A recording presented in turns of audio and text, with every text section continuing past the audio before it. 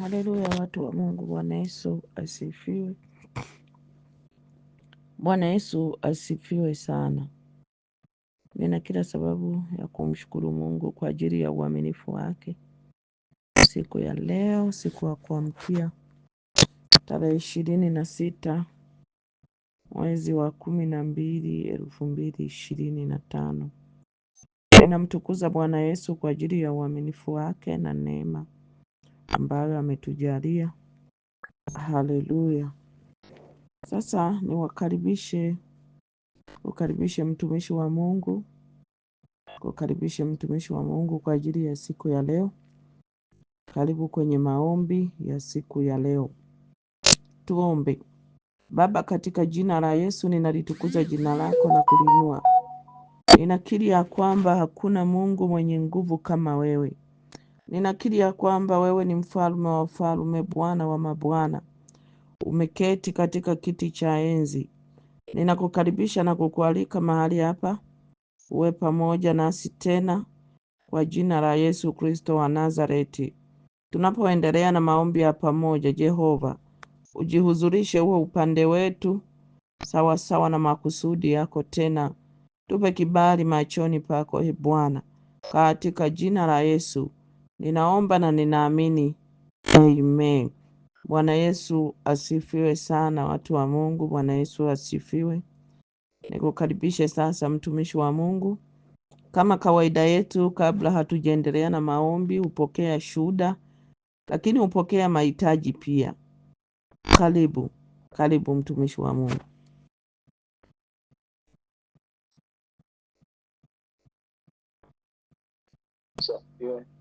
Amena. Namshukuru Mungu kwa neema na nafasi na heri ya Christmas kwa wote.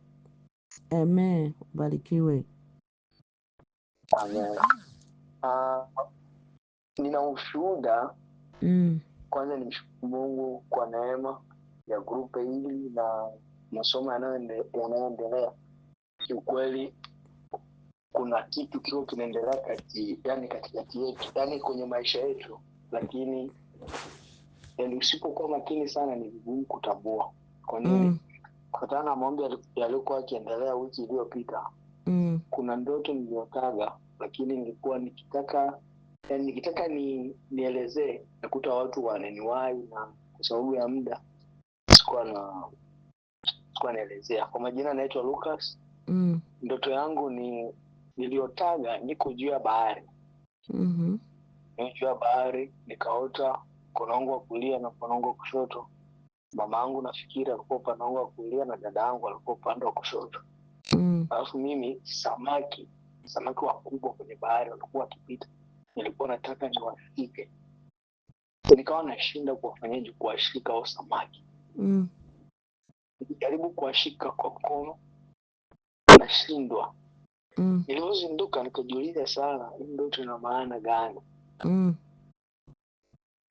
Nikaanza kutafakari namna nilikuwa nikisikia watumishi wanavyotafsiri ndoto za maji, ukiota samaki, ukiota ni nini. Nikawa naunganisha kwa pamoja. Nilipata picha, ingawa sikupata picha halisi. Lakini nilichokupataga, ndani yangu tu nilisikia ni vigumu kuokoa watu pasipo neno la Mungu. Sasa nikajiuliza ina maana gani ndani yangu, lakini nikakumbuka kufuatana na maombi yaliokuwa yakiendelea. Nikajua sasa kuna kitu kinatendeka ndani yangu, kama ni ujumbe fulani ndani yangu. Kwa hivyo namshukuru Mungu kwa hilo. Amen. Ndio. Lakini hiyo ndoto inaonyesha kwamba umepewa nafasi ya kuwasaidia watu na kuwaleta kwa Kristo, kuwatoa katika dunia. Bahali kwa lugha nyingine inategemea na picha ya ndoto au picha ya kile kilichotokea. Ukiota unaogelea ni kitu kingine, lakini ukiota pia unapita juu ya maji ni kitu kingine. Hivyo inategemea, na ndio maana ndoto usizoee kuitafsiri kwa maana moja. Hiyo ndoto inaonyesha waziwazi kwamba Mungu amekupa nafasi ya watu kuokoka, kuwavua, kuwatoa katika dunia, lakini bado kuna vizuizi vingi na vizuizi vyake vikubwa ni ile sijui nitumie lugha gani, pambana sana na roho za familia kwa kifupi. Ndio. Yeah. Barikiwe sana. Halo. Halo, na mimi na ndoto. Karibu. Ya dadio ni mama. Shikamoo. Marahaba, kwema? Ndio, namshukuru Mungu.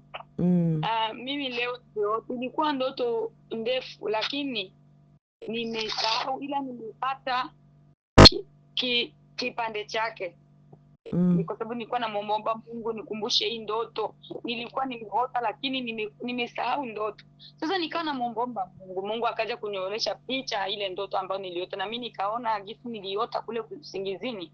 Nikaiona ni yenyewe. Niliota kwamba mke mwenzangu ambaye nilikuwa ninachangia naye mme. Alikuwa anaambia jirani yangu mmoja ambaye huyo mama na yeye alikuwa adui yangu. Alikuwa anaambia huyo adui yangu eti huyo yuko natania na mume wangu, anafikiria mimi nitamwachia huyu mwanamume. Mimi siwezi kumwachia huyu mwanamume, nitazidi kupambana na huyu mwanaume. Mimi nikasema kwa nini? Mimi nikawa ninapita. Sasa mahali ambapo ninapita nikamuona tena yeye alikuwa ujauzito. Nikawa kama vile ninamuonea huruma kwenye ndoto. Sasa nilipokuwa namuonea huruma, mimi nikaja kushtuka kwenye hiyo ndoto, nikasahau ndoto ambayo nimeota, ndio nikaja kukumbushwa na Mungu tena mchana wa leo. Kwa sababu jana usiku mama, baba yake na watoto wangu alinipigia simu. Akanipigia simu akawa ananiuliza kwamba watoto wanaendelea aje. Nikasema watoto wanaendelea vizuri. Mama, hatukuongea cha ziada.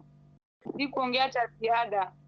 Nyuma yapo, kwa sababu mimi kuna muda najisikia zangu oga kuongea naye. Vita ni vingi sana kila mahali. Sasa kuna muda naogopa sana kuongea naye. Sasa nilipoota hivyo nikaja kusema nitakutafsiria kwanza, uniambie maana ya hii ndoto. Ndio hivyo mama. Maana yake unatakiwa uombe rehema mbele za Bwana.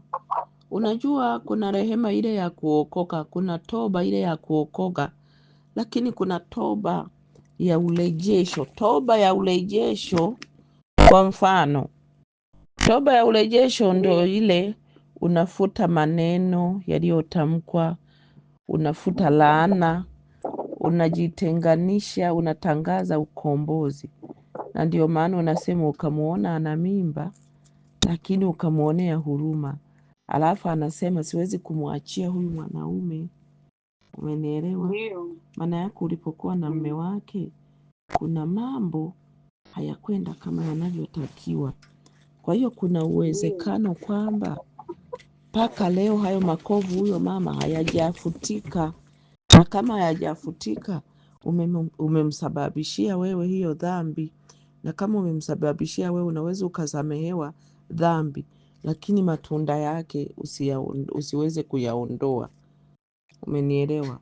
Kwa lugha nyingine, hata leo anaweza akatamka kwa habari ya maumivu yale yale yakawa ukuta kwako, na adui akatumia kuyashtaki hayo, kukushtaki kupitia hayo tu. Kwa hiyo unatakiwa uje ufanye toba ya ukombozi, uwakomboe hasa watoto wako. Ndio maana ukamuona ana mimba afa unamuonea huruma. Sasa umuonee huruma kwa nini wakati mtu ni mjamzito? Maana yake waombee watoto wako, watenganishe watoto wako na hiyo laana. Watoto wako si ndio hao uliozaa naye huyo baba?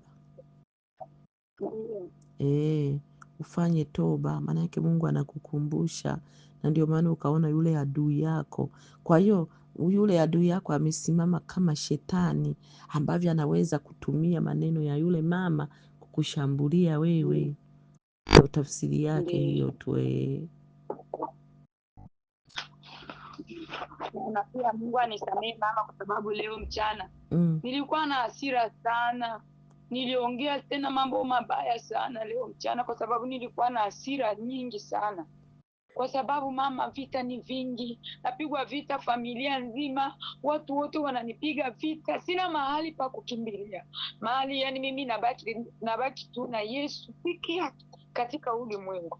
Nikaona ninajisema, sasa mimi ni mtu wa aina gani ambaye mimi kila siku ni vita vya kwangu tu, watu wote wananichukia sababu sina hata sababu. Mimi mtu anakuja kwangu leo, kesho ananiona mimi mbaya, kesho mtu anakuja kwangu, kesho ananiona mimi mbaya. Leo nilikuwa na hasira sana, Mungu anisamehe sana, kwa sababu nilikuwa na hasira na nilikuwa nisha block wa ndugu zangu wengi, sioni maana ya kuongea nao. Maana kuongea nao wananipigia simu za kuniomba hela mama, wakati mimi nina vita, napiganwa vita. Naambia mbona nyie msimami na mimi kwenye maombi mnaombaomba tu hela? Vita ni vingi katika maisha yangu, lakini wanisimamii kwa maombi. Ni mimi peke yangu ndo nasimama kwenye maombi. So leo niliongea mambo mengi sana ambayo mimi yaliniumiza sana moyo wangu. Mungu anisamehe sana kwa sababu nilishikwa na jazba na hasira. Pole Joyce, pole. Unasikia? Pole. Nikwambie kitu Joyce, ukiona eneo lolote unapiganishwa sana, ujue eneo hilo Mungu anataka ushinde. Lakini kumbuka Biblia inasema adui wa kwanza ni watu wa nyumbani mwetu. Umenielewa? Kuwa makini sana. Nakumbuka hata siku ulinisimulia. Nilivyoelewa mimi ni kwamba ni adui anatafuta kukutenganisha na Mungu. Anatafuta kukuvuta nyuma, kwa sababu anajua kabisa utakapoweza kupambana ukashindana na tabia za familia. Unajua wakati mwingine tumezaliwa kwenye familia fulani, lakini sasa tutafanyeje? Hatukuomba, hatukutuma maombi kwamba mimi nataka kuzaliwa kwenye hii familia, nataka kuzaliwa na huyu mama. Ulijikuta tu umezaliwa. Kwa hiyo wakati mwingine hivyo usikubali tabia za asili zikuchukue kukuondoa kwa Mungu. Mungu aliporuhusu uzaliwe na huyo mama, uzaliwe na huyo baba, Mungu alijua wewe unayaweza. Kwa hiyo usikubali. Wakati mwingine hebu jaribu kutenda haki tu, yaani ishia kutenda haki. Na wakati mwingine watu wengi pia wanapenda yani nitumie lugha gani? Wanaogopa kulaumiwa. Biblia inasema amwogopaye mwanadamu hataweza kufanikiwa. Kwa hiyo ni muhimu pia kutenda haki. Kwa mfano, wanaomba hela, unapokuwa nayo toa. Huna, waambie sina, na Mungu anakujua. Hebu mtazame Mungu kama ndiye anayejua maisha yako. Ukweli wa maisha yako anaujua Mungu. Nakumbuka hata mimi hapa kati ulivyokuwa unalalamika huna kazi. Hivyo, umenielewa? Kwa hiyo usilazimishe mtu akuelewe asiyejua siri. Kumbuka sasa hivi huko Marekani na wao wako Afrika. Unajua watu wengi walioko Afrika wanafikiri mtu akiwa Marekani ana pesa nyingi, lakini mimi naamini sio kweli. Hata kama mtu ni wachache ambao pia wametoboa, wamefikia huko, ndio sikatai, lakini inategemea. Kwa hiyo acha kuwaogopa wanadamu. Biblia inasema anayewaogopa wanadamu huleta mtego. Mtego wa nini? Wa manung'uniko, mtego wa kulaumu. Wakati mwingine mtazamo wao sio mtazamo wako. Kwa hiyo usiwalaumu, samehe, tenda haki, na Mungu anakujua katika hilo, kuliko ukaingia kwenye maumivu, kwenye manung'uniko, na kisha ukamkosea Mungu na adui akapata nafasi ya kukupiga. Umenielewa? Kabisa, usiingia kwenye mtego. Yesu yuko pamoja na wewe, anauona moyo wako. Yeye ndo anayejua siri za moyo wako kuliko mwanadamu yoyote. Ubarikiwe sana. Asante. Haya, asante. Karibu mtu mwingine. Mama. Amina.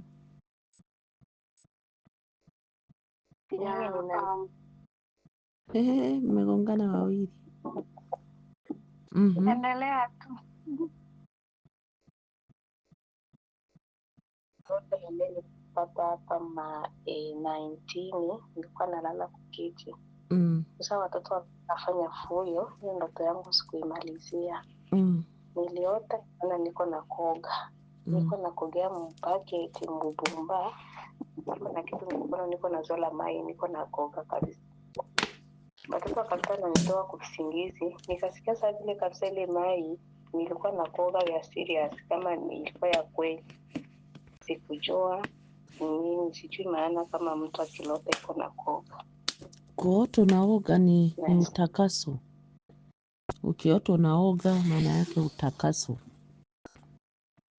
Kwa hiyo Yesu amekutakasa. Kuna baadhi ya mambo au kuondolewa mizigo, kufutiwa laana na vitu vingi hivyo. Lakini inategemea tu pia mazingira, ulikuwa kwenye mazingira gani. Ndiyo. Karibu mwingine. Mama. Amena.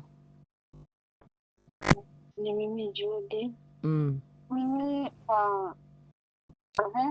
kuna ndoto ambayo niliota sijaelewa sana kama inamaanisha nini. Nakumbuka huu mwezi ambao tulianza kama sikosei, kuna vita maneno ambayo niliinuka.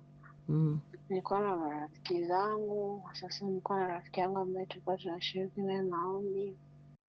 Sasa hakuna amani. Maneno yaliinuka kabisa, yaliniathiri, yani yakamfikia hadi mama wangu, yakamuumiza sana. Ni ndoto? Lakini live tu, yani maneno yaliinuka. Maneno kutoka kwa nani? Yani nilikuwa na rafiki yangu. Sasa yeye alikuwa hajaolewa, ila kadai ya kuwa mimi ndo namfungia siolewe. Kwa maneno yalikuwa mingi, alinichonganisha na dada yangu, akanichonganisha na watu wengi tu hivi. Ila mimi nilisikia yale maneno yaniingia vibaya sana. Nikasema kwa nini Mungu ananifanyia hivyo na nitenda na watu wote? Nikataka niufuate, lakini mama wangu akaniambia kwa gesi una ujauzito usimfuate, yani wewe waache tu. Ila nikasikiaga neno moja, somo moja ambao ukafundisha kusamehe na kuachilia. Mimi nikajisikia kama nasamehe. Lakini leo wakati nilala nikaota, naota tunakosana na wale rafiki zangu na wale watu ambao walikuwa wananiharibia, yani wananiongelea vibaya. Sasa nikakuja kushtuka, nikasema mbona mimi nishasema nawasamehe, kwa nini sasa niwaote tena? Ndio najiuliza kama kunahitajika nini hadi niwasamehe kweli. Lakini nikiwawaza, nikifikiria sometimes nikiwawaza tu, nikiwaona sehemu, nasikia moyo wangu unadunda, unasema kama kunaingia mshale. Hujasamehe. Ni heri kutengeneza. Sasa kutengeneza kuna aina mbili tu. Ni wewe mwenyewe unaingia kwenye toba, unamalizana na Mungu na unahakikisha unasamehe. Au ninaomba ambaye maiki yake iko wazi, hebu mute maiki, kwa sababu tuna rekodi kwa ajili ya watu wengine watakao kuja kusikiliza. Kelele hivi hawataweza kuipata vizuri. Niombe mtumishi wa Mungu, usiache maiki yako oni, labda kwa yule tu anayeongea. Tumeelewana? Haleluya. Bwana Yesu asifiwe. Kwa hiyo inategemea. Jambo la kwanza nimesema, unaweza ukaingia kwenye toba wewe mwenyewe, ukajikuunta na ukamaliza. Na ukitoka kuomba maombi ya namna hiyo kwa mtu ambaye amekuumiza, umejisikia kuumia. Unajua wakati mwingine mwenye haki ni Mungu, Umenielewa? Unaweza ukajikuta unajihesabia haki, kumbe kweli umekosea. Umenielewa? Ili usiingie kwenye mtego wa kuhukumu. Ukiona haiwezekani kuyazungumza, usikate uhusiano. So umenielewa? Yaani mtu ambaye ukaona amekuumiza sana, njia ya kusamehe kiurahisi kabisa, usikate uhusiano. Uhusiano uendelee. Endelea kuwasiliana. Yaani wasiliana kama hakuna kilichotokea. Utashangaa ndani ya muda mfupi umetua mzigo. Lakini mtu amekuumiza afu kakata uhusiano, sio rahisi kumtoa kwenye moyo. Naomba ukumbuke jambo moja. Ukumbuke jambo moja, wewe sio mwenye haki kuliko Mungu. Si ndio? Na ndio maana Mungu alilijua hilo. Na imani ya Kikristo, mpendwa wangu, inapimwa kwenye mabaya, sio mazuri. Umenielewa? Usikate uhusiano. Yaani potezea. Kama inawezekana muongee, mnaweza mkaongea kwa mawasiliano, msiumizane. Ambizaneni. Lakini ukiona haiwezekani, usikate uhusiano. Katika mazungumzo, katika kuendelea na maisha ya kwanza, utajikuta kila kitu kimekuwa shwari kuu. Bwana Yesu asifiwe sana. Nimejifunza katika hili na Mungu huwa ananiwezesha kunipa hiyo hekima.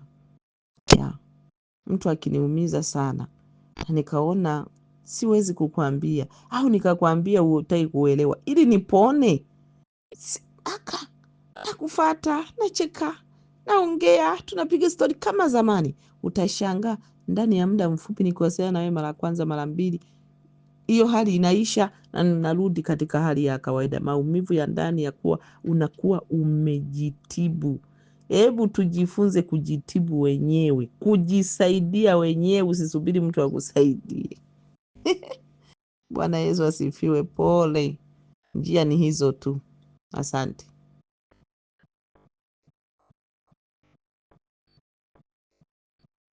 Halo?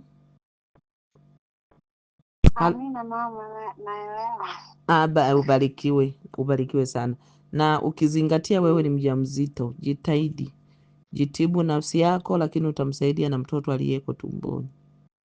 Siruhusu kabisa akazaliwa na uchungu, akazaliwa na maumivu, akazaliwa na laana. Achana na hizo habari. Hebu uambie moyo wako kwamba hata mimi sio mwenye haki. Yaani ukiulazimisha hata wewe sio mwenye haki, moyo wangu umeumia kweli, lakini na wewe umeumiza. Hivyo tubu kwa ajili ya wengine. Beba maumivu ya mtu mwingine yawe ya kwako, na kisha utaona namna utakavyotua huo mzigo kiurahisi kabisa. Karibu mtu mwingine. Sikumalizia, nilikutana nilifanya nafasi mbaya nikajikuta nimetoka. Okay. Ndio. Kwa kweli nashukuru Mungu kwa ajili ya ile maongezi yenyewe kwa mnaongea kwa ajili ya nchi ya Kongo, kwa ajili ya Wakongomani na jirani yetu. Kweli ile siku mlikuwa unasema mie kile kitu kulikuwa kwa roho yangu sana. Wakati walifika Uvira, nilianza kwanza kuangalia picha zenye za watu wa Sange wenye walikufa, nililia sana. Pole. Mkanisa yenyewe tuko tunaingia na ndugu yetu wa jirani yetu wenyewe kuna tugombanisha. Nikasikia kuwachukia, nikasikia moyo wangu unavimba, na tulikuwa tushakuwa kwa hii maombi yenyewe tu kwako. Huko sasa huko uliko, si ndio? Ndio. Kwa sababu hii kitu nimeisikia, kumbe Wakongo pia mlioko huko ng'ambo kuna makabila ambao huku mmetoka mnagombana mpaka huko hilo bifu linaendelea. Aise, nawaombea Mungu jamani, msije mkageuzana tena huko Finland hatugombani, lakini ni ile yani chuki yani. Naelewa. Yani hakuna mtu anayenyanyuka kuanza kugombana na mwenzake. Ndio hiyo hatusemaji nao Wanyarwanda, ni hiyo atuongeaje. Nisikilizeni mimi. Nisikilizeni. Tukaenda kwa maombi. Sasa nikaanza omba hivi maombi ya kusema seme Biblia inasema jirani akivuka mpaka wake, mpaka wa jirani akivuka mpaka wa jirani alaaniwe. Sasa hiyo ombi nikaanza kuiomba. Na nilikuwa katikati yao kabisa, mmoja hii ngambo mwingine ngambo. Kumbe hizi nilikuwa naomba hiyo maombi, bako wananiangalia kabisa, na wananiangalia na jicho la hasira. Sasa nilifika huko nyumba, mwili wangu, roho yangu ilikosa amani. Niliomba toba, sikusikia kama moyo unafunguka. Lakini yule wakati sasa tulianza sema tuombee nchi ya Kongo, Rwanda, Tanzania, Burundi, nikasikia kuhuzunika sana. Nikasema sasa hawa watu tena nitawasemesha aje juu hiki kitu nishatubu, lakini nasikia kiatoka kwa roho yangu. Ikafika siku ya Mungu tukaenda kanisa. Nikaanza sikia sasa mtu kwa ananiambia ndani yangu aseme umpatie yambi, umhaginge, yani umpatie yambi ile ya kusalimiana ya kukumbatiana. Ndio. Wakati nilifika mle mkanisa tukafanya ibada tukatoka, nikawakumbatia wale watu. Kwa kweli ilikuwa ndo tiba yangu. Umeona? Na mpaka hivi ile chuki ilipita naondoka, na niko nasimama na ujasiri kuombea nchi ya Rwanda. Namshukuru Mungu sana kwa ile maneno, kwa kweli lilisaidia mie. Nilikuwa natamka maneno mabaya sana, mabaya kabisa. Mpaka naanza sema ningeingia jeshi, ningeenda kuwabaliza, yani sijui. Kwa kweli namshukuru Mungu sana. Mungu akubariki mtumishi. Amina. Neno la Mungu ni dawa kwenye maisha yetu. Mimi ninachowaambia, kwa mfano huko hii kitu kuna watu wengi naongea nao walioko Marekani, walioko huko kwenu, wengine wako Germany, wengine wako huko Australia. Sasa hii kitu inaendelea. Unajua roho ya kisasi huwa haiishi.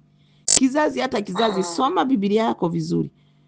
Waamaleki na Waisraeli walipigana wakati wanatoka Misri, Waisraeli kwenda nchi ya ahadi. Kikapita kizazi na hata kizazi. Mungu akasema kwamba Waamaleki wanatakiwa kuuawa. Akaja wakati wa Sauli. Nisikilize vizuri. Wakati yani akaja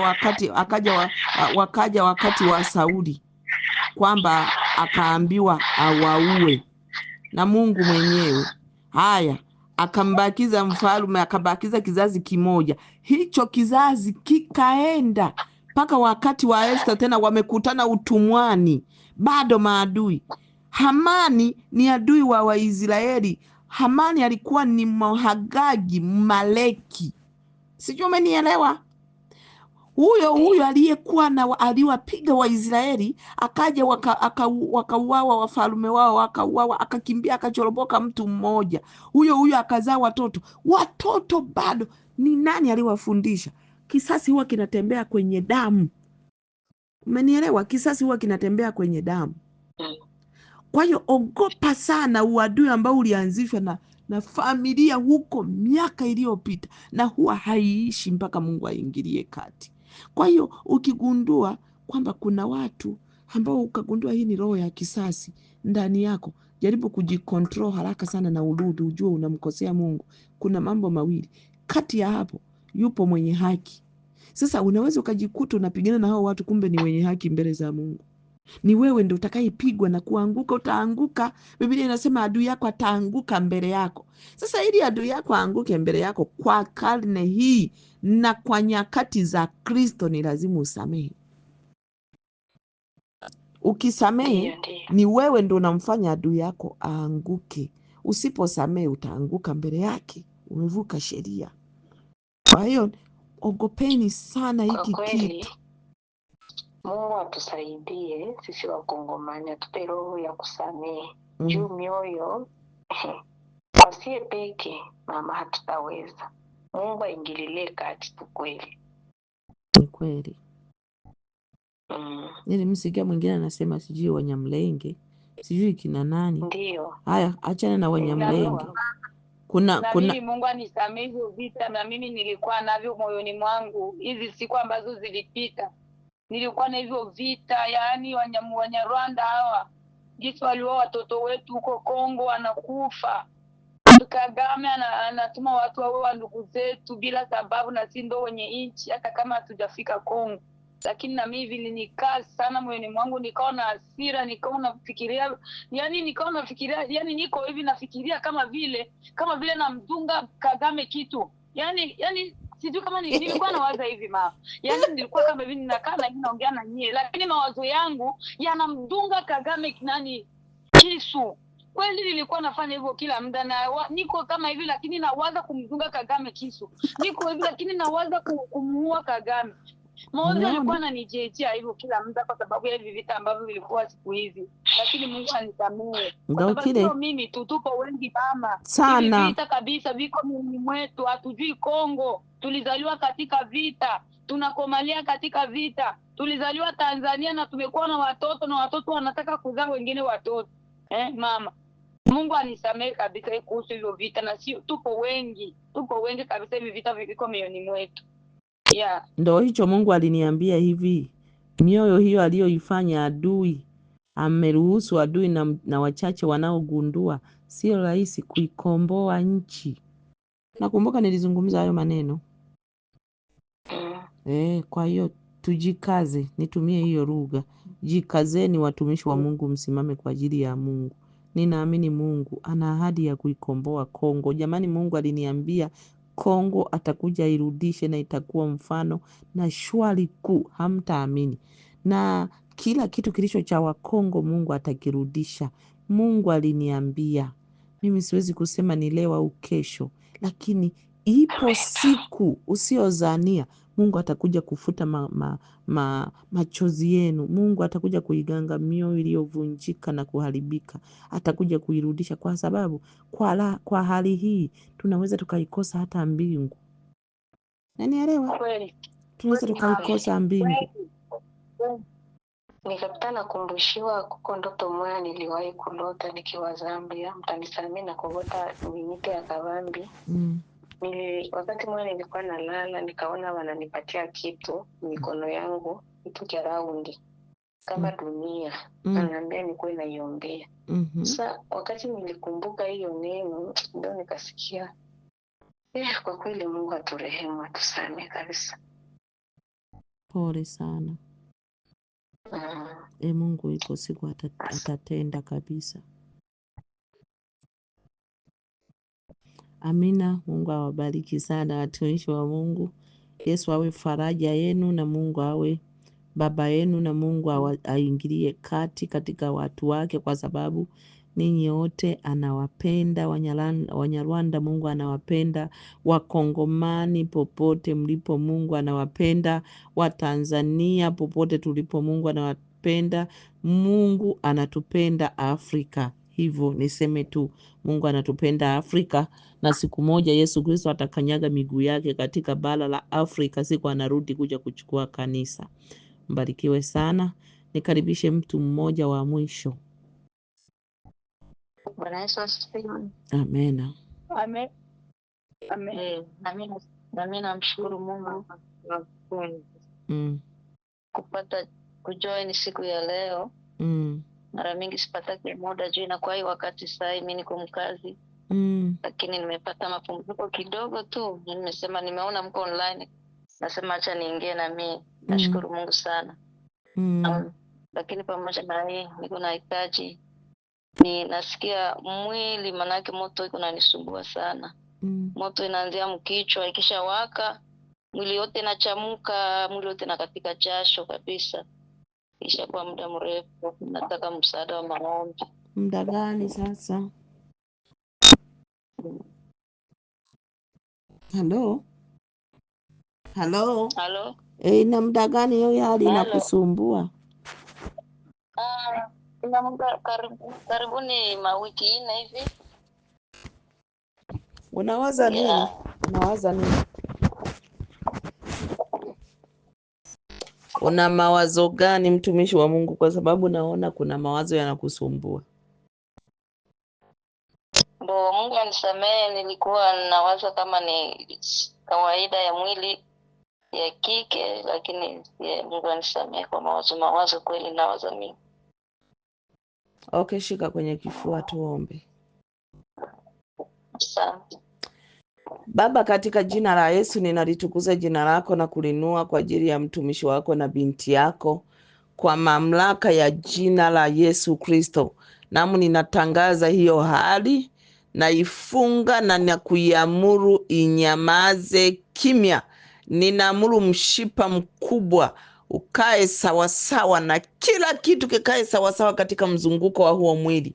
Ninakutangazia afya njema, amani ya kweli, furaha iliyopotea. Bwana akurejeshe kwa jina la Yesu. Ninatangaza na ninaamini na imekuwa. Amen. Amen. Asante. Ubarikiwe sana. Asante. Haleluya, watu wa Mungu. Ndio basi, naona tuishie hapa kwa habari ya shuhuda, kwa habari ya mahitaji, kwa habari ya kushauriana. Unajua, katika mazungumzo kuna vitu vingi sana mtu anasaidika. Biblia inasema kila mwenye mwana hakosi kuwa na ushuhuda. Kwa hiyo ninaamini kwamba katika haya tunayojaribu kubadilishana mawazo, kuelezana, ninaamini kuna watu wengine wanaponywa kupitia kusikia. Kwa mfano kama hivi tulivyojaribu kueleza kwa habari ya kusamehe, wapo watu wengi wanateseka kwa habari hii, na mwisho wa siku wanajipatia magonjwa kwa sababu mioyo yao wameibebesha watu wengi. Huyu alikufanyiaga hivyo miaka 10, yuko ndani yako, na yule hivi yuko ndani yako, sijui alifanya hivi, yuko ndani yako. Kwa hiyo unajikuta una mlolongo wa mizigo ndani ya moyo wako, na kisha Kristo anakosa nafasi kabisa. Bwana Yesu asifiwe. Ninatamani kwamba mwaka huu watumishi wa Mungu tuvuke salama, lakini tuone mwaka kesho tuone mwaka kesho wa baraka na wa kufanikiwa. Nisikilize, mwaka kesho ni mwaka wa neema kuliko unavyofikiri. Kuna watu watapokea mabadiliko makubwa sana, na jiandae kuweka malengo yako na kufanya agano na Mungu. Weka malengo yako, andika malengo yako, jiandae, tafuta sadaka, fanya agano na Mungu ya kwamba Mungu, ninaukanyaga mwaka 2026. Jambo la kwanza, sitaki mambo fulani ni yatokee tena, yale ambayo yamekuwa yakinisumbua, andika yakatae. Jambo la pili, andika malengo yako unayotaka Mungu ayafanye na akupe nguvu ya kuyatekeleza.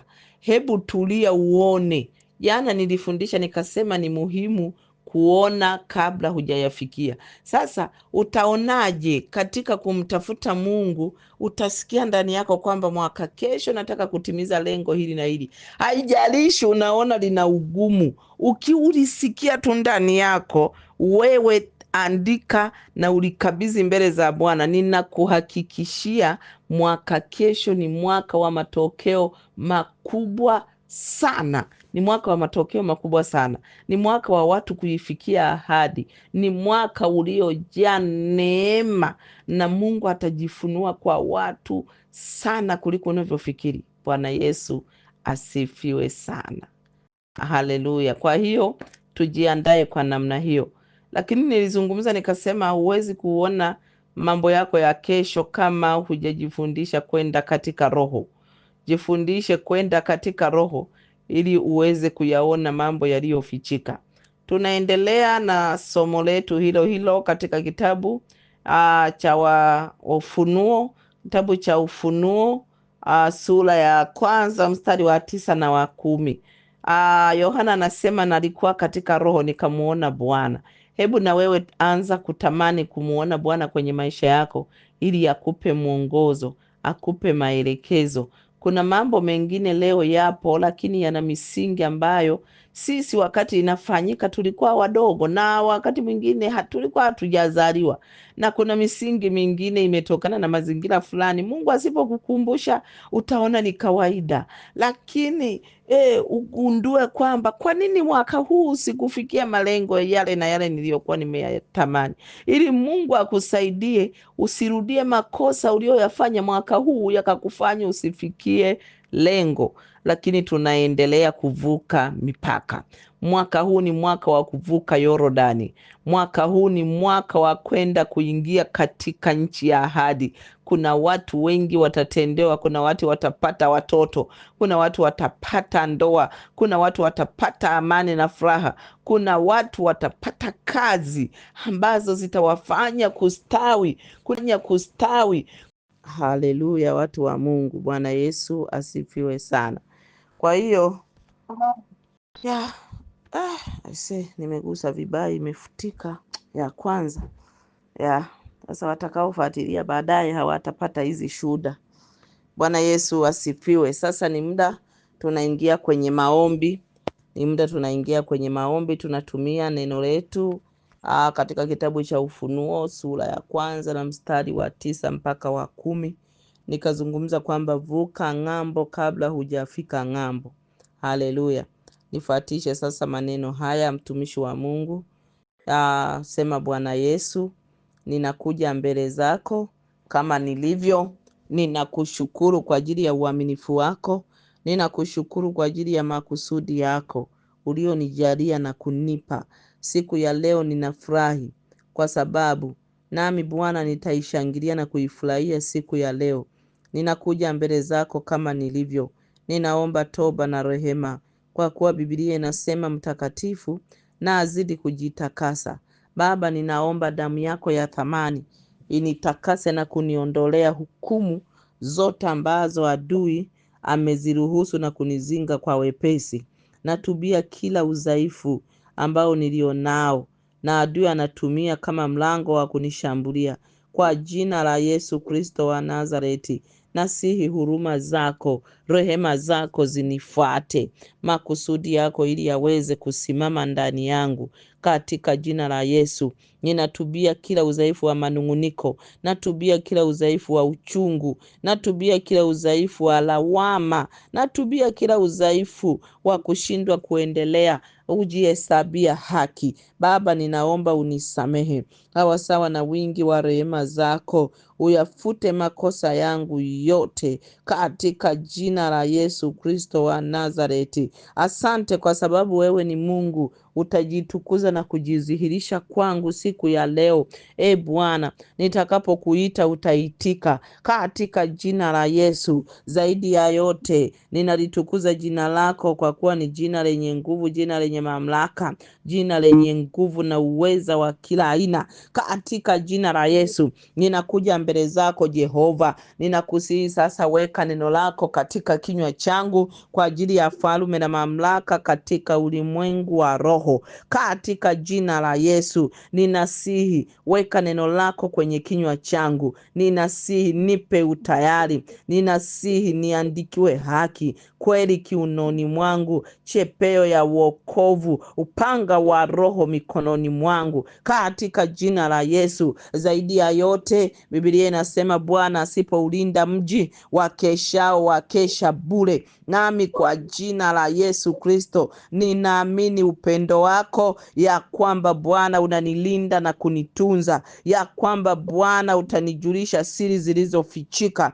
Katika jina la Yesu, nami ninasimama mbele za uso wako Jehova, nikitangaza upendo wako na haki yako. Ninatangaza ulinzi kwa familia yangu, ulinzi kwa familia ya Kristo, ulinzi wa viongozi wangu, ulinzi wa familia yangu na wazazi wangu katika jina la Yesu. Namu ninatangaza ya kwamba umetufanya kuwa boma la shaba katika jina la Yesu. Zaidi ya yote, Biblia inasema hali tumesimama. Sasa ninatangaza ya kwamba katika kinywa changu upanga ulao kuwili unapita. Hivyo kwa jina la Yesu, na ndio maana Bwana ukamwambia mtumishi wako ya kwamba kwea upigane na Wagideoni. Na mimi leo ninakuja mbele zako wako Jehova, kwa mamlaka ya damu ya Yesu Kristo, ule uwezo uliompa mtumishi wako Yoshua, ni kwa sababu ulimridhia. Na mimi ninataka siku ya leo nipate uridhio kutoka kwako. Ulivyomfanya kuwa shujaa, na mimi nifanye kuwa shujaa kwa maisha yangu. Hivyo kwa jina la Yesu Kristo, uliwaambia adui za Israeli ya kwamba kiondoeni kila kikwazacho katika njia ya watu wangu. Na mimi leo ninatangaza ya kwamba kila adui asimamaye mbele yangu, ninapeleka neno la Kristo ambalo ni upanga ukatao kuwili, kwenda kuwafyeka maadui zangu wote waliojikusanya maelfu katika roho na katika mwili. Rabashandarabasika, kila adui azukaye kutoka kuzimu ninampiga, kwa kuwa imeandikwa, wala malango ya kuzimu hayatalishinda. Mimi ni kanisa na ni mwakilishi wa Kristo. Hivyo ninatangaza kila roho inayozuka kutoka kuzimu ikaivaa nafsi iliyo hai duniani, natangaza kuitenganisha hiyo nafsi na huyo adui wa kuzimu kwa jina la Yesu, kwa kuwa Bwana alisema, maneno niwaambiayo ni roho tena ni uzima. Na mimi ninatangaza ya kwamba katika Kristo Yesu tunashinda na zaidi ya kushinda. Na mimi ninatangaza ya kwamba ushindi uko kwa ajili yangu, nguvu ya kushinda iko mbele juu yangu na ndani yangu, na mimi ni wakili wa siri za Kristo. Paulo anasema ya kwamba tu mawakili wa siri za mbinguni, na mimi ninatangaza ya kwamba nimetawazwa maalum kwa ajili ya kuwakilisha ufalme wa Mungu duniani. Hivyo kwa jina la Yesu Kristo wa Nazareti, kila siri zilizofichika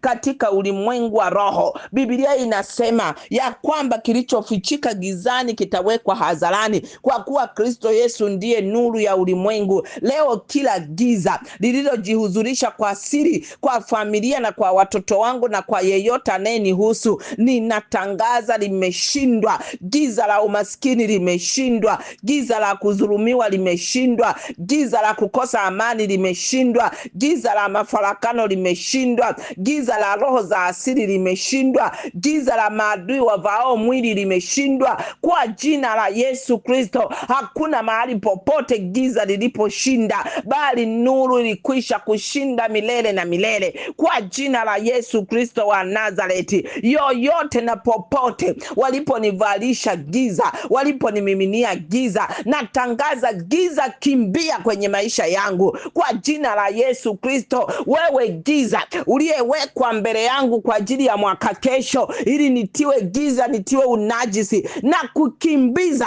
na wowote wa makuhani wa kipepo na mapolisi wa kipepo waliosimamishwa kwa ajili ya kunizuia. Biblia inasema wajapotatana kama mimba kwa kunyweshwa kwao, nao wataliwa kama mabua makavu. Na Biblia inasema adui zako nitawafanya kuwa kuni na wewe moto. Leo nateketeza kila maadui 10,000 waliojipanga kwa ajili ya huduma yangu, wameanguka. Naam, Biblia inasema moto utawafuatia mbele yao na nyuma yao. Leo ninapeleka moto kuwateketeza na kuharibu kazi zao, kuharibu mipango yao. Ninageuza njia zao zote kuwa utelezi kwa jina la Yesu Kristo wa Nazareti. Imeandikwa, ashindanaye na Bwana atapondwa kabisa. Yoyote anayejidhihirisha kwa siri anapondwa. Kabla hajanifikia amepondwa,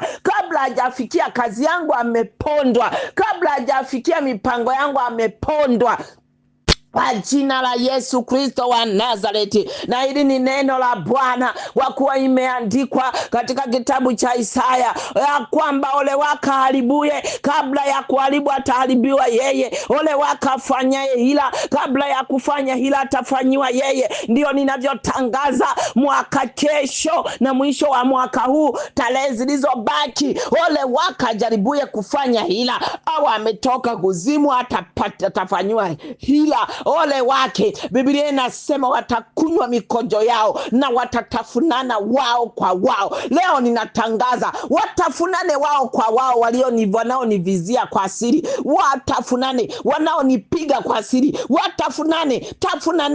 Tafunaneni kwa jina la Yesu, tafunaneni kwa damu ya Yesu, tafunaneni kwa kuwa mimi ni mshindi. Yesu Kristo alipita katikati yao, na mimi ninatangaza napita katikati yao, na mnavuka mipaka kwa jina la Yesu, na mnavitangazia viumbe vyote wakati wa vita yangu. Viumbe vyote vitanyamaza kimya ili kunitetea kwa jina la Yesu Kristo wa Nazareti, kwa kuwa imeandikwa ya kwamba kila silaha itakayoinuka juu yako haitafanikiwa kwa jina la Yesu Kristo. Silaha za maneno hazitafanikiwa, silaha za chuki hazitafanikiwa, silaha za kuzimu hazitafanikiwa, silaha za angani hazitafanikiwa, silaha za nchi kavu hazitafanikiwa, silaha za njia panda hazitafanikiwa, silaha za viumbe visivyoonekana havitafanikiwa, silaha wanaotumia wanyama wenye kutambaa au wanyama wenye miguu minne hawatafanikiwa, wanaosimama kutumia miti kama adhabu kwangu haitafanikiwa, wanaotumia hali ya hewa au hewa hawatafanikiwa. Ndiyo, kila silaha kwa kazi zake, kwa kuwa Bwana ameweka muuzi afukutae chuma kwa kazi yake, afukutae silaha kwa kazi yake, ili kuzuia kila silaha kwa jina la Yesu Kristo wa Nazareti. Wale wote wanaogeuza hatua zangu kuelekea shimoni hawatafanikiwa. Ndiyo, imeandikwa ole wake achimbaye shimo hatatumbukia mwenyewe. Na ninatangaza ya kwamba kila silaha zilizokuwa zimeelekezwa kwangu na kwa familia yangu na kwa wote wanaonihusu, nimegeuza kwa jina la Yesu. Ninageuza kwa jina la Yesu, na ninageuza na zirudi kwao kwa kasi ya maelfu zaidi kwa jina la Yesu Kristo wa Nazareti. Naamu ninatangaza imeandikwa ya kwamba kila ulimi utakaoinuka kukuhukumu hautakuhukumu wewe, ya kwamba ni mkosa utauhukumu wewe. Hivyo leo ninageuza kila neno la laana. Biblia inasema laana isiyokuwa na sababu haiwezi kumpata mtu. Ndiyo, ninageuza silaha zote, nageuza maneno yote, nageuza ulimi wa kila namna kama larabasika, badala ya kunilani atanibariki, kama alivyofanya Balaamu mchawi akageuzwa ulimi wake. Aliambiwa walani wana wa Israeli, akasema huwezi kumlani aliyebarikiwa. Kwa jina la Yesu Kristo, laana za kifamilia, wale wote wanaochungulia kwa kabila langu, nageuza. Imeandikwa katika kitabu cha Ufunuo ya kwamba Mungu alimnunulia watu, Yesu Kristo Mungu alimnunulia watu wa kila lugha na kila kabila. Ndivyo ninavyotangaza, nilinunuliwa kwa damu ya thamani. Kabila langu haliwezi kuwa mlango wa kunipiga mimi kwa jina la Yesu Kristo wa Nazareti, kwa kuwa nilinunuliwa kutoka katika jamaa kwa damu ya Yesu Kristo, katika lugha, katika kabila. Leo ninatangaza wale wote wenye historia na mimi ya dhambi nilizozifanya, nilizowatendea, imeandikwa Bwana anatusamehe dhambi kwa ajili yake mwenyewe, wala hata kumbuka uovu wetu. Anatutenga mbali nasi, kama ilivyo magharibi na mashariki haviwezi kukutana, ndivyo ilivyo. Ndiyo, ninatangaza hivyo kwa jina la Yesu Kristo wa Nazareti. Wale wote wanaotumia dhambi za nchi kwa ajili ya kunishambulia, kwa jina la Yesu Kristo, nilinunuliwa kutoka katika nchi yangu nikaingizwa katika nchi ya Kristo Yesu, yaani Yerusalemu mpya inayoandaliwa, katika jina la Yesu. Naamu ninatangaza hakuna adui atakayesimama mbele yangu mwaka huu, mwisho wa mwaka. Mambo yote yaliyokusudiwa mabaya ninatangaza kuyaondoa katika jina la Yesu Kristo. Ninafuta, maana imeandikwa katika kitabu cha Warumi sura ya 8, nani atakayewashtaki sura ya 8, ya kwamba hakuna sheria walio katika Kristo Yesu, kwa maana roho wa uzima ametutenga mbali na dhambi na mauti. Leo ninatangaza roho ya mauti, roho ya mapoza, roho ya kutokufanikiwa, anguko, rabashaka, leo ninatangaza hakuna roho itakayofanikiwa, kwa maana niko katika Kristo Yesu, na kupitia roho wa Kristo ndio hakuna hukumu tena. tena, hakuna sheria tena ya kunitia hatiani. Nimekwisha kukombolewa kutoka katika hukumu, kwa maana imeandikwa, damu ya Yesu Kristo ili wakomboa watu katika jina la Yesu, kuwatoa katika ufalme wa giza na kuwaingiza katika ufalme wa mwana wa pendo lake. Naam, ninatangaza nimeingizwa katika ufalme wa mwana wa pendo lake, yaani Kristo Yesu, kwa jina la Yesu Kristo wa Nazareti. Leo ninatangaza kuweka mpaka juu ya uovu wa kila namna. Ninaweka mpaka. Imeandikwa katika kitabu cha Luka ya kwamba Ibrahimu akamwambia yule tajiri ya kwamba katikati yetu kuna shimo kubwa, hawezi kuvuka wa kwenu kuja kwetu, wala sisi hatuwezi kuvuka. Leo ninaweka mpaka. Maovu hayatavuka kuja kwenye maisha yangu, wala mimi sitavuka kuyafuata maisha mabaya yao, kwa jina la Yesu Kristo. Riko sakaraba shandarabasika. Ninatangaza imekuwa. Ninatangaza hivyo, hakuna atakayezuia katika jina la Yesu Kristo. Leo ninatangaza kila ufalme wa giza umeanguka na kuachia maisha yangu. Naam, ninatangaza hautasimama kabisa milele kwa jina la Yesu Kristo wa Nazareti. Ninatangaza, hebu endelea kujitabiria mtumishi wa Mungu. Jitabiria ya kwamba wewe unauona mwaka wako ni mwaka wa mambo mema, sio wa mambo mabaya. Ni mwaka wa baraka, ni mwaka wa kuinuliwa, ni mwaka wa kufanikiwa, ni mwaka wa kusogea mbele katika jina la Yesu Kristo. Kila makasa pakaraba shandarabasika ora baba nemesaka magaraba shandarabasika kwa jina la Yesu Kristo wa Nazareti.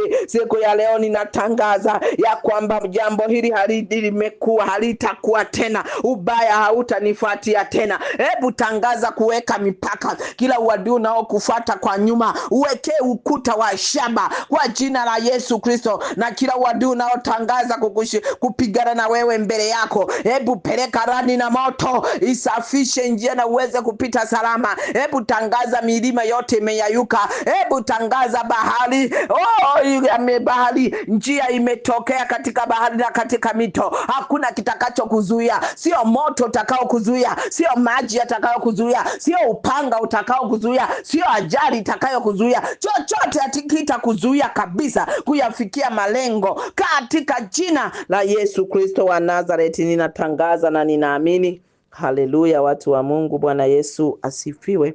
Mungu akubariki sana. Tukutane kesho, lakini niseme tuendelee, watumishi wa Mungu. Tarehe 3 tunahitaji kuwahudumia watoto wetu, watoto wenye mazingira magumu. Ni kuombe tu ya usisahau katika hilo. Mungu akubariki sana.